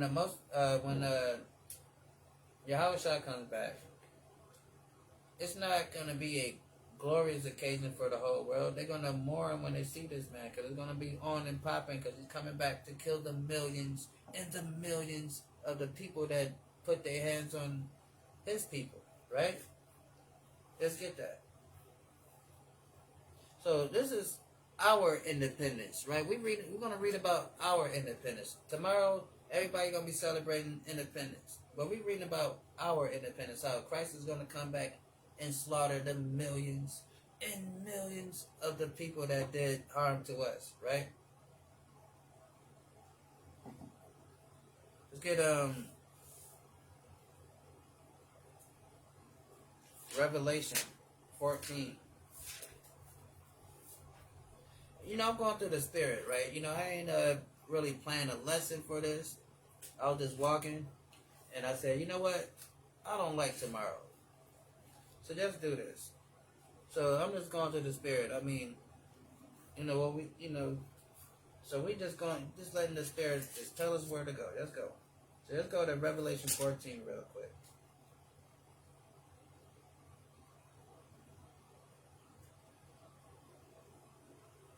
Let's see where I work.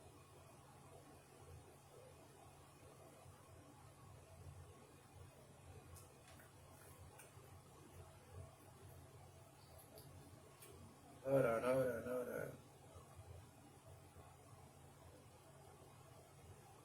Get it over here.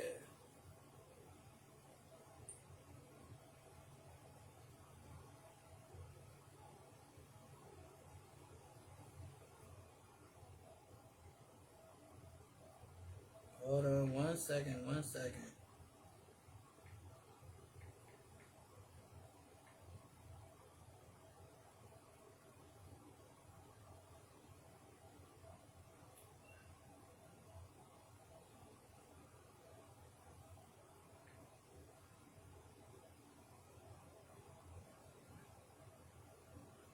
Hold on.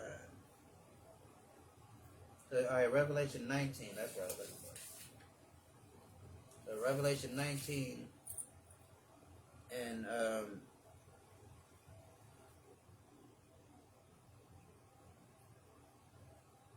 let's get Revelation 19 and 11. Let's go with 11. So it says and I saw heaven open up, and behold, a white horse, and he that sat upon him was called Faithful and True. So let's talking about the Mashiach Yahushua, who the world mistakenly called Jesus, right? And it says, called Faithful and True. And in righteousness, what does he do? In righteousness, he do judge and make war. That's what he's coming to do. Judge and make war with all these nations that did what they did to us, right? And let's prove it. Where am I? Let's get it in here. I like reading it in this one. Let's get it in the GNT.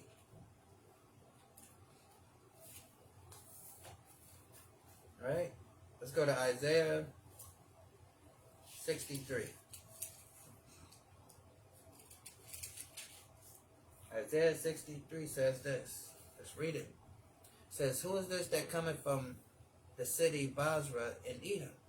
Who is, so we know Edom, again, is, the so-called Caucasian, the so-called European, or whatever you want to call them, so-called white man.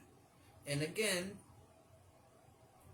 we are a people before we are a place. So even though the Bible might reference a geographic location when it's speaking about the people, but it's not necessarily and always talking about that exact geographic location, right? So, that's, hopefully, it's to understand. So, Who is this coming from the city of Basra in Edom? Who is this so splendidly dressed in red, marching along in power and strength? Right? So this is Christ that Isaiah is seeing a vision, an end time vision of, right? Then it says, this is the Lord powerful to save, commanding to announce his victory, right? So Christ is coming back, like those remember those old Highlander TV shows, right? Or maybe like those old Mongolian warriors, they used to walk around with their enemies' heads on their belts, right? This is Christ coming back with blood all over his garments. This is the warrior who we serve, right? Who is our king, warrior king, Yahweh Shai, right?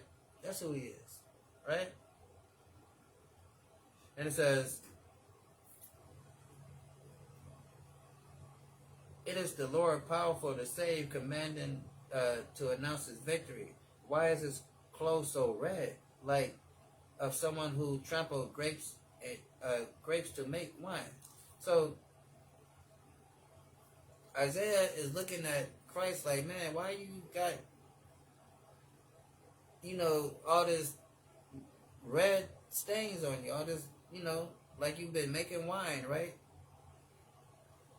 Then he said, and the Lord answered, I have trampled the nations like grapes. What did Yahweh Shah say he's going to do to these people when he's come back? He said he's going to trample these nations like grapes. He's going to 8-town stomp, right? He's going to have Little John playing in his iPods while he's stomping on these nations, right? Then it says, I have trampled these nations like grapes, and no one came to help me. Meaning all these nations seen the horrific ordeals that happened to our people throughout the years, throughout the centuries, and none of them stepped up and said, hey, America, stop it. Don't do that. We're going to put sanctions on you. We're going to go to war with you if you don't stop treating the black and brown people like that. They didn't do that for us, right? They didn't come together like they came together when people were attacking Ukraine. They didn't come together like they came together when Hamas, put that in quotes and do it with two hands, put that in quotes, Hamas was attacking Israel, right?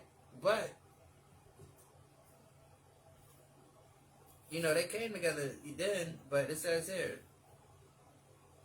I had trampled the nations like grapes, and no one came to help me. I had trampled them in my anger, and their blood has stained all my clothing. Meaning, look, I done destroyed so many people, man. My whole clothes is nothing, it's dripping blood, bloody red.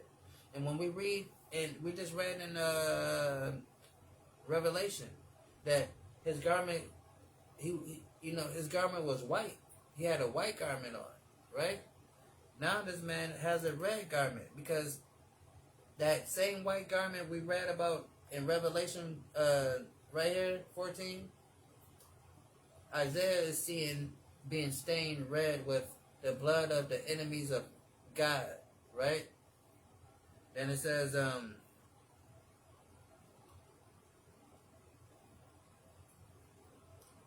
why is his clothing so red, like someone who trampled grapes to make wine? And the Lord answered, I had trampled the nation like grapes, and no one came to help me. I trampled them in my anger, and their blood stained my clothing. I declared that the time to save my people had came. So he's sitting back like, look, the same time to come to save my people, it's on now. I done sit back and watched enough. Now it's time to get busy, right? Now it's time to get with you, right?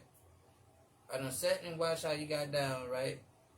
Trying to play me like, it's like Birdman. When Birdman came up to a Breakfast Club, like, stop playing with my name, man. Stop playing with my name. So the Most High is like, stop playing with my name, right? It's on, right? So then it's like,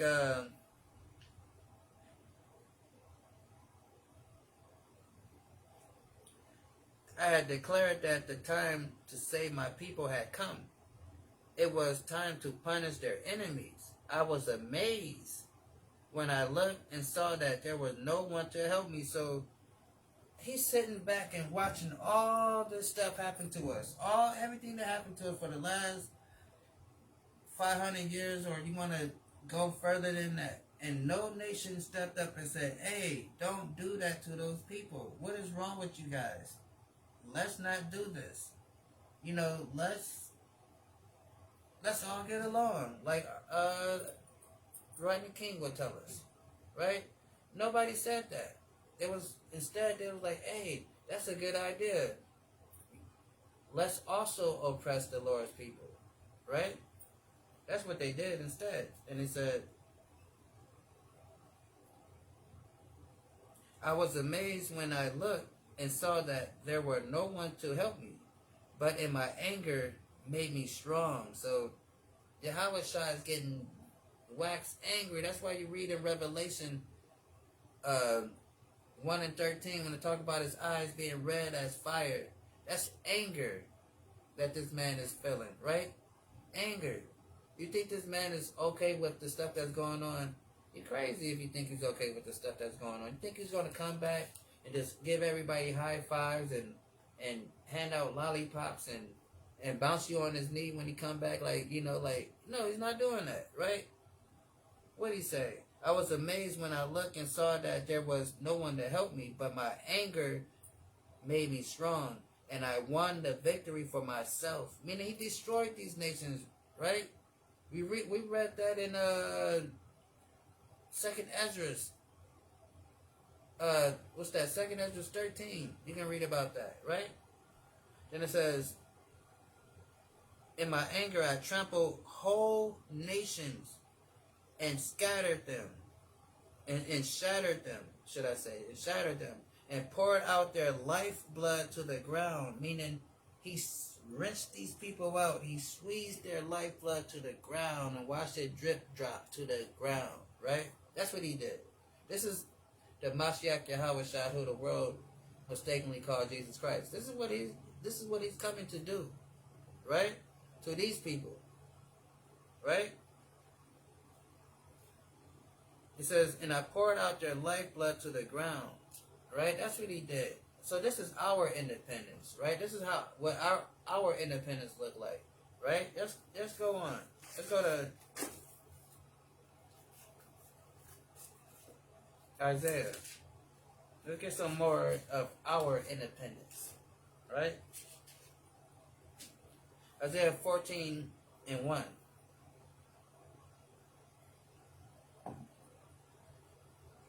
And it reads, for the Lord will have mercy on Jacob, which is us, and will yet choose Israel and set them in their own land. So he's going to choose us once again, because although throughout these years we've fallen short and start following after other nations and assimilating ourselves to their customs and not keeping the customs that he gave us, right, which is the law, statutes, and commandments, he's going to yet again choose us, right? That's what he's raising up the 144,000 for, right? The 12,000 from each tribe to be the governing body for Israel. Then once those 12,000 from each tribe get established, then he's going to bring us up out of this place, right? Because he said, for the Lord will have mercy on Jacob, and I will yet choose Israel and set them in their own land. And real quick, a lot of people will hear that number 144,000 and think those are the only people that's going to be saved. Again, no. The 144,000 is the government body of Israel, right? Just like America has 375 people in the House of Representatives, and they have 100 people in the House of Senators in the Senate. So together that's like 475. But then you have that. But then you have the other government officials that's not counted in that, right? So that's what the 144,000 is, the government officials of Israel, right? For the Lord will have mercy on Jacob and yet choose Israel and set them in their own land, right? And the strangers, which is the other nations that's not Israelites, shall be joined with them. They're going to be joined with us, just like we're joined here with these people, celebrating their 4th of July, lighting fireworks and running around with sparkles and stuff. The dango kid about to get his eye put out. The dango sparkles flying everywhere, right? About to probably lose a finger, lighting firecrackers, right? So they're going to cleave to us like we cleave to them. How we want to put on red, white, and blue and put our hand across our chest and say the Pledge of Allegiance and do all that stuff, they're going to cleave to us the same way, right? The same way how we watch TV and see who's the next president is going to be and how they're going to change Black America and who's going to do this for Black America. And then you get our so-called black leaders go to the White House and meet with these people and begging them and asking them to do something for us. We cleaving to them. They're going to cleave to us too in that day. They should cleave to the house of Jacob, and the people should take them and bring them to their place. What is their place? Their place is beneath us. But more importantly, we're going to bring them to our place. The place is Israel. Just like they brought us to America, we're going to bring them to the land of the Lord, which is called Israel. Then it says, and they should take them to their place and bring them to, and the people should take them and bring them to their place, and the house of Israel should possess them in the land of the Lord for servants, which means slave, and for handmaids, for slave women, slave men, and slave women. And they shall take them captives, who captives they were. So whoever had us captive, right? Right now we're focusing on the nasty, filthy, dirty, stinky, funky, so-called Edomites, right? Well, not so-called, they are Edomites, right? But if you look through the history of our people, all nations had us in slavery. The Arabs, the Asians, the Africans. So what did he say? And they should take them captives, who captives they were. So whoever had us in captivity, again, right now we focusing on these dirty, filthy, nasty, funky, stinky, baloney water, wet dog smelling people, right? Focusing on them. But whoever in history had us in captivity, and Israelites had a lot of different captivities throughout the Bible, but 7 major captivities we can read about, right? They should rule over they should take them captives, who captives they were, and they should rule over their oppressors, right? That's what we're going to do. Rule over our oppressors. That's independence right there, right? Let's get some more of this independence. Let's jump down all the way down to 14 and 21. Isaiah 14 and 21. It says, prepare slaughter. What we going to do in that day? Isaiah 14 and 21 says, prepare slaughter for his children and for the iniquity of their fathers. So, for the things that their ancestors have done to us, the Most High God said, prepare slaughter for his children, for the iniquity of their fathers, that they do not rise up, nor possess the land, nor fill the faces with cities. God do not want these people to occupy nothing ever on this planet ever again. He said, get them out of here. Right? That's what he said. And we can back that up with Obadiah. And right here, let's go to Revelation 6 and 15.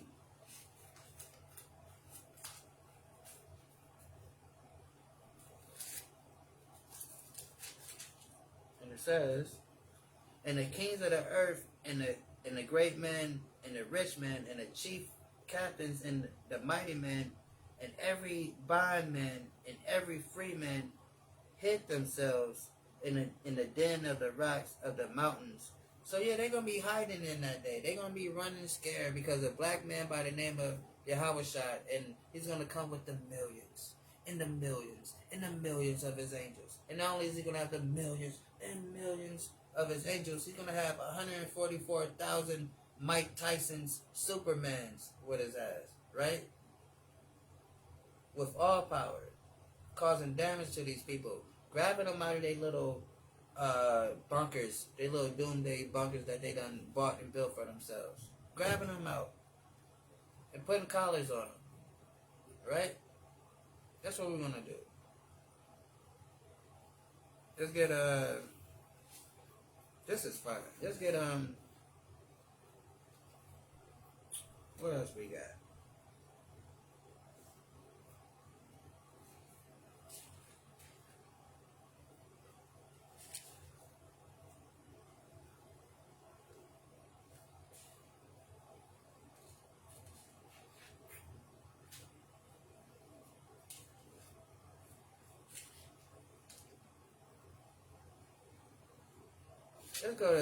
Let's go to Isaiah.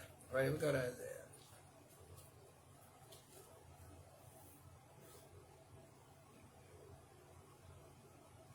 Let's go to Isaiah 61, right?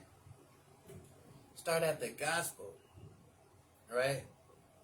Where Christ was quoting the gospel in Luke Luke chapter 4, right? So just read what Christ established as the gospel in Luke chapter 4, because this is what he was quoting, right? The Spirit of the Lord is upon me, because the Lord hath appointed me to preach good tidings unto the meek. He hath sent me to bind up the brokenhearted, to proclaim liberty to the captives, and to open of the prison to them that are bound, to proclaim acceptable year to the Lord in the day of vengeance. Right? That's what the gospel is also about. The day of vengeance. Right? Because we need that get back.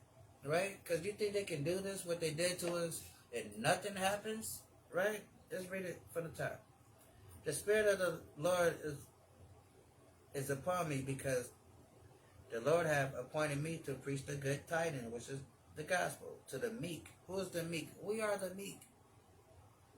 He hath sent me to bind up the brokenhearted. Who are the brokenhearted? Who's more brokenhearted who is more brokenhearted than a Black, Hispanic, and Native American person right here in America? Right?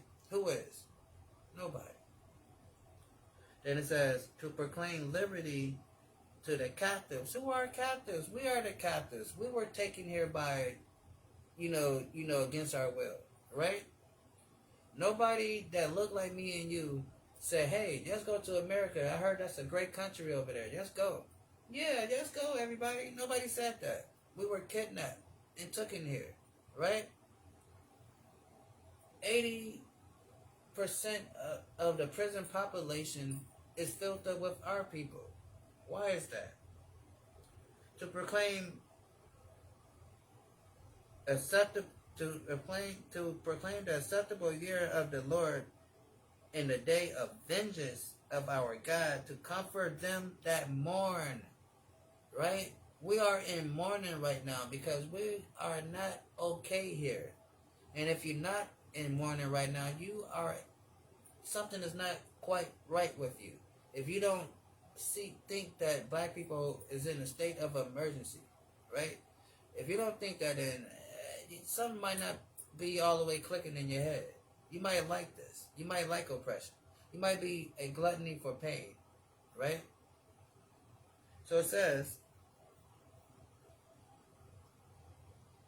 in the day of vengeance of our Lord, of our God, to comfort them that mourn, to appoint unto them that mourn in Zion. Where is we mourning? Zion. These are the people that's mourning. The people of Zion. Who are the people of Zion? The Black, Hispanic, and Native American people. And of course, we're scattered throughout the four corners of earth and calling ourselves other things. But on this side of the world, we call ourselves Black, Hispanic, and Native American. Because some people get caught up in, oh, those are the Israelites? Those are the Israelites over here. But on the other side of the world, we might be calling ourselves other things. But over here, we're known as the Black, Hispanic, and Native Americans, right? So it says, who mourn in Zion, right? Because we are the people that are mourning, right? Our people are mourning, right? Then it says to give them, who's the them? The Israelites. This is the gospel. The gospel is for the Israelites. To give them the beauty for ashes and oil of joy for mourning. Because we have not here in America collectively had a joyous time as a people here in America. It's been hardship in America, right? It's been so much hardship that We have to invent damn near everything to keep this society running, right? Because inventions come from a needs and necessity, right? These people is running everything and enslaving everybody. What do they need to invent anything for? They have you to do everything. So it's not they're not incentivized to sit and think about how to make life better because their life is already better because they have free labor out of you and you doing everything that they want that they need you to do, right? So it says appoint unto them that mourn in Zion to give to them beauty for ashes and oil of joy for mourning. So instead of this hardship that we've been getting for the last 500 years, all this disappointment from this government that and how they've been treating us for all these years, we're finally going to get restitution and rest and peace to the point where you're not going to know what to do. That very first day you wake up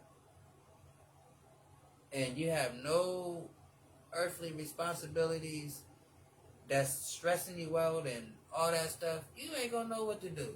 We know the word leisure. We hear that word leisure. Yeah, leisure time, leisure time. We hear that word leisure. But we're actually gonna have leisure time. And we're not gonna know what to do with ourselves. Right? That's gonna be a joyous occasion. No stress, no tears, no nothing. Just freedom in a total definition of it, right? And it says to proclaim the acceptable year, the acceptable year of the Lord, the day of vengeance of our God, right? To comfort all that mourn, to appoint unto them that mourn in Zion, to give to them beauty for ashes, the oil for joy for mourning, the garment of praise for the spirit of heaviness, right? Because we have a spirit of heaviness because of the oppression that we suffer here, right? The high rate of mental illness amongst our people, right? You know, that spirit of heaviness because of the stuff that we experience in this land, right? We have a very short lifespan dealing with these people, right? But in that day, it's not going to be like that. It says, the garment of praise for the spirit of heaviness. So we're going to have that cloak of, we're going to have that respect among the nations, right? We're not going to be looked upon and frowned upon and looked at as those niggers, right? Where they just shake their hand at us, right? You know, we're not going to be looked at as that, right? Let me see, let me find that real quick.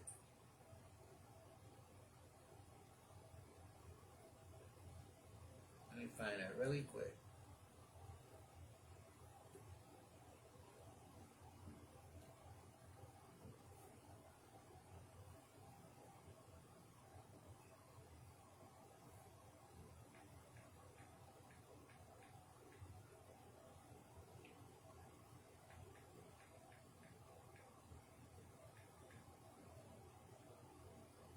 So yeah, let me see.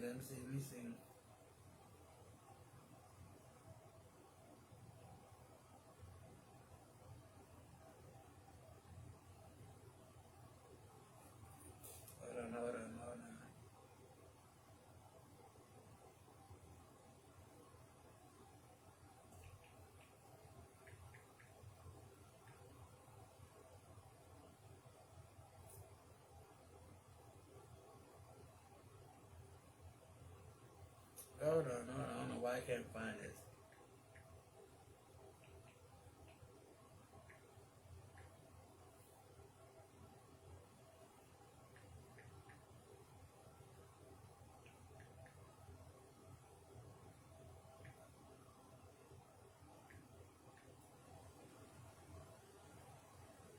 This tango thing be so crazy.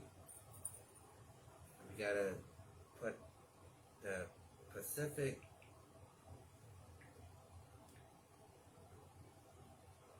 But all right, well, I'm gonna try to see if I can find it later. But basically, we're talking about these other nations, how they look at us, and they just shake their head and just look at us like these people are this shameful, right?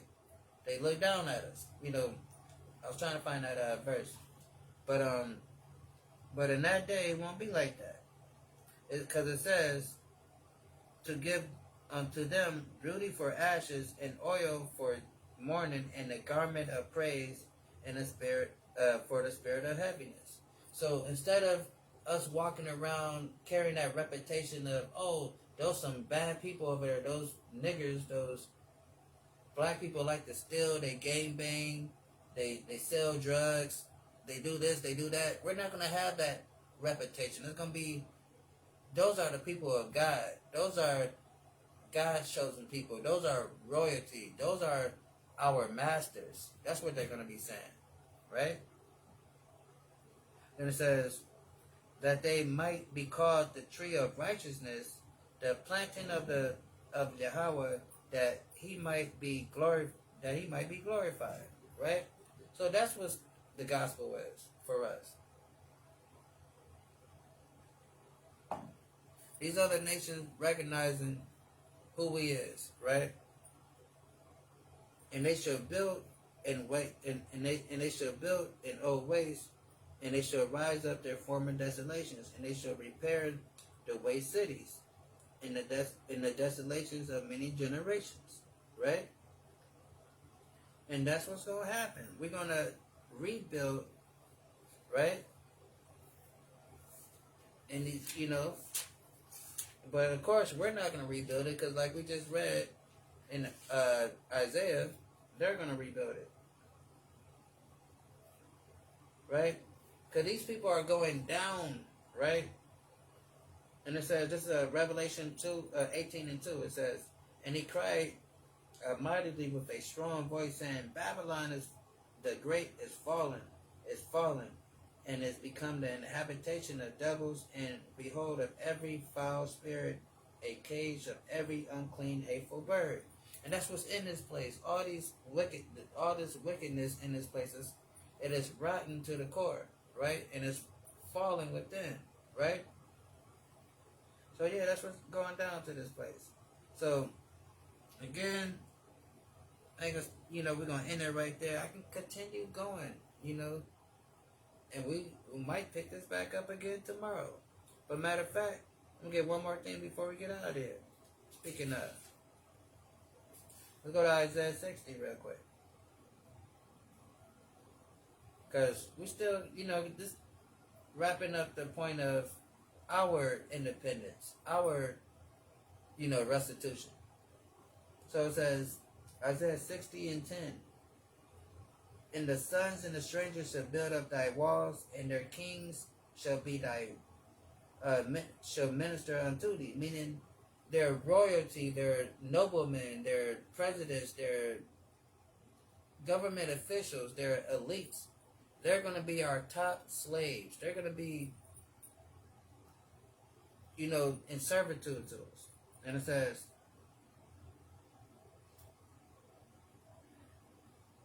unto thee, for my wrath I smote thee, but in my favor I had mercy on thee. So, God was like, yeah, in the past time, Israelites, I know I jacked you up, I punished you. But you know what? Now it's time to get on these people, right? Then it says, therefore, thy gates shall be open continually, that they shall not be shut day nor night. So these gates is talking about these nations coming to us and paying tribute to us, right? Then it says, that the men may bring unto thee the forces of the Gentiles, that their kings may be brought. So they're going to bring all their wealth, all their money to us, and then they're going to hand over their government officials to us to punish and to subjugate. Like, here, take Donald Trump, please. Take him. Put chains on him. Lock him up. Put him in the basement. Whatever you want to do. Take him, please. That's what these nations are going to do with their government officials in that day. Right? And it says, therefore the gate shall be open continually, and they shall not be shut day or night, that the men shall bring unto you the forces of the Gentiles, meaning their wealth, their money, everything they got, paying tribute, and their kings may be brought. For the nation, so this is our independence. And this is how we're going to conduct our independence, right? So it's a get down or you lay down type of independence. That's how we're going to do it, right? So it says, for that nation and kingdom that will not serve thee shall perish. Yeah, those nations shall be utterly wasted.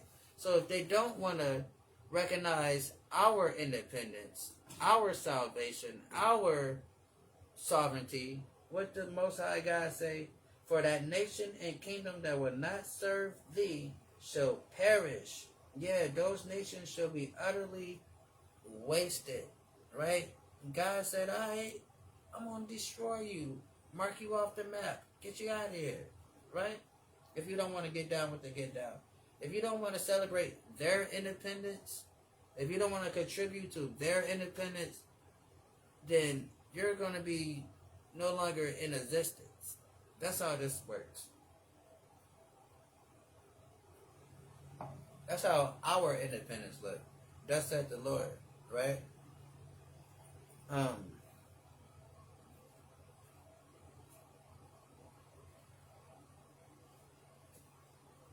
One more, then we out here. Told you this was fun. One more, we out here. Right?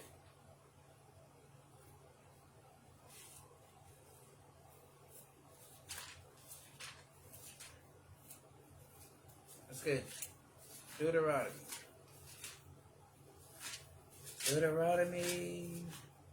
and 30, right? Deuteronomy 30. Start at the top, go down to 7. It says, and it shall come to pass, all these things shall come to pass, and it shall come to pass when all these things are come upon thee, the blessings and the curse which I have set up before thee, and thou shalt call them into mind among the nations. And that's what we're doing now. We're reading this Bible, we're studying, we're understanding that we are the Israelites, we're understanding that God gave us specific promises and blessings and curses that he's going to do to us, and we're recognizing that that stuff is applicable to us, right? Then it says, which I have set before thee, and thou shalt call them into mind in among the nations, whether the Lord thy God hath driven thee. So we're scattered to all these nations through slavery, this transatlantic slave trade, Arab slave trade, all that, right? So in these nations, we are coming to the realization who we are, right? And the Bible says that here in America, we're going to be the catalyst to wake up all the other people, right? And so, and that's happening. You can look, you think what I'm doing or anybody else is doing that call themselves an Israelite is just here. We're all over the world. You can watch videos of us in Africa, Europe, everywhere, doing the same thing, right? Because, as it says, which I have set before thee, and thou shalt call them into mind among all nations, whether the Lord thy God had driven thee. Right? So we're in all these nations, and then the Lord is putting the Spirit on us, like He said in Joel, in the last days. He's going to pour all His Spirit on His people. And now we're waking up and understanding what's going on, right? And it says, and it shall return to Yahweh thy power, and shall obey his voice according to all that I command thee this day, and thy children which I command, and thy children with all thy heart and all thy soul. Then Yahweh thy power will turn thy captivity and have compassion upon thee. And I will return and gather thee from all nations, whether the Lord thy God hath scattered thee. This is our independence. So once we start keeping the commandments and keeping the faith in the Mashiach Yahweh Shai, who the world calls Jesus Christ, He's going to gather us together, right? From all nations, no matter where we're scattered at, right? And and if any of thy be driven out unto the outmost parts of heaven, from hence will the Lord thy God gather thee, and from hence will he fetch thee. So no matter where we are, no matter where we at, he's going to find us and get us, right? Like that Lauryn Hill song, you can't run, you can't hide, right? He's going to get us. And the Lord thy God will bring thee into the land which thy fathers possessed, and thou shalt possess it, and he will do thee good, right? Then it says, and multiply thee above thy fathers, right? So this is what our independence is looking like. Then it says, and the Lord thy God will circumcise thy heart, and circumcise thy seed to love the Lord thy God with all thy heart. So he's gonna give us that, natural inclination to follow him, and that natural incline to do his will, rather, versus how we are today, where we have that fight where we want to do what's right, but then we struggle to do what's right, right? But in that day, we're going to have the Spirit of the Most High, and we're going to know what's right, and we're going to do it, because it's going to be embedded in us to do it, right? Because he's going to put the Spirit in us, right? And that's happening right now, as we coming back to this, our culture, keeping the law, statutes, and commandments. Because he said, we'll write the laws on our hearts, right? And the Lord thy God will bring thee into the land which thy fathers possessed, and thou shalt possess it, and he will do thee good, and multiply thee above thy fathers. And the Lord thy God will circumcise thy heart and the heart of thy seed, to love thy Lord thy God with all thy heart, and with all thy soul, and that thou mayest live. So we have to come back to the Most High God and love him with all our heart, all of our soul, right?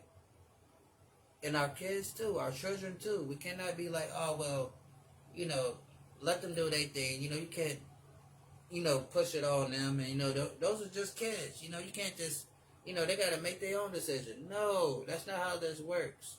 This is not a democracy. This is not a democracy at all. This is a dictatorship, right? That's what this is. So there's no such thing as let your kids figure it out. You need to tell them this is what it is, or, we're going to have some problems. Because this is what the Most High said he's going to do, right? We must keep his laws. We cannot love our family or love our children more than the Most High God, where we would not do what the Most High God say for the sake of our family, right? So it says, and the Lord thy God will put all of these curses. So everything that ever happened to us in the last 500 years and then some, he said that the Yahweh thy power will put all these curses upon thy enemies. So everybody that ever had a hand in misharming us and doing something to us, he said he's going to put all these curses on our enemies and on them that hate us. So all these nations that hate us, all these nations that discriminate against us, he's going to put all these curses on all them, upon all thy enemies, and them that hate thee, which persecute thee. So all them that discriminate against us, persecute against us, they're going to have to go through everything that we went through for the last 500 years and then some, right? But if you read in Lamentation, I believe, that they're going to have to go through it double, twice. And a few other places, I believe, it say that these other nations will have to go through what we went through, but double time, twice as much, right? So That's what we're going through. That's our independence, right? Them serving us forever, ever, forever, ever, forever, ever, ever, ever, right? That's our independence. These other nations in servitude, right? Read about that in Deuteronomy 28. So, again, I'm going to say shalom, peace. I'm out. And hopefully that was edifying. And please, please, please, please do not celebrate the 4th. We do August 5th. Shalom. We out.